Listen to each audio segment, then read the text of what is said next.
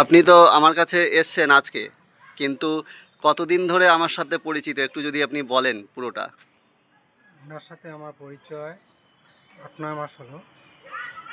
মোটামুটি ওনার কাছ থেকে ওয়েস্টার্ন মাশরুমের জন্য বীজ নিয়েছিলাম এবং করে সাকসেস হয়েছি।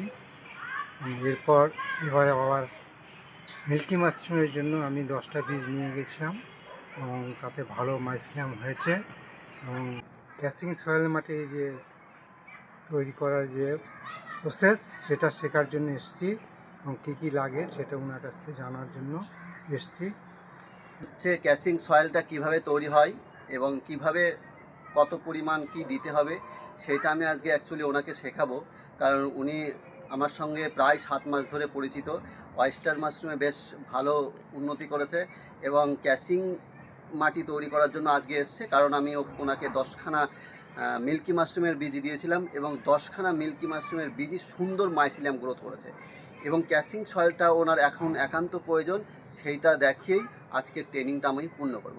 বলে নিই ক্যাসিং সয়েল তৈরি করার জন্য কি কি লাগবে। আমি প্রথমেই দেখিয়ে দিই, এইটা হচ্ছে কোকোপিট। বাজার থেকে আমি কিনেছি অনলাইনে, আপনারা স্থানীয় যদি কোনো মার্কেটে পেয়ে যান তাহলে সেখান থেকেও জোগাড় করতে পারেন, আবার অনলাইনেও অর্ডার করতে পারেন।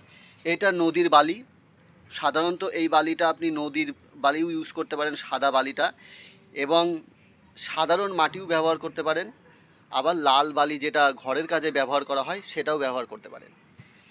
এইটা পুরনো গোবর সার, আপনার যত পুরনো গোবর সার হবে তত কিন্তু ক্যাসিং সয়েলের ক্ষেত্রে ভালো।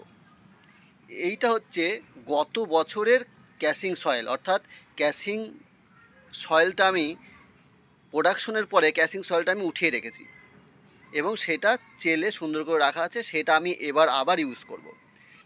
এইবার চলে যায় আমি কি কি মেডিসিন দিই। সবাই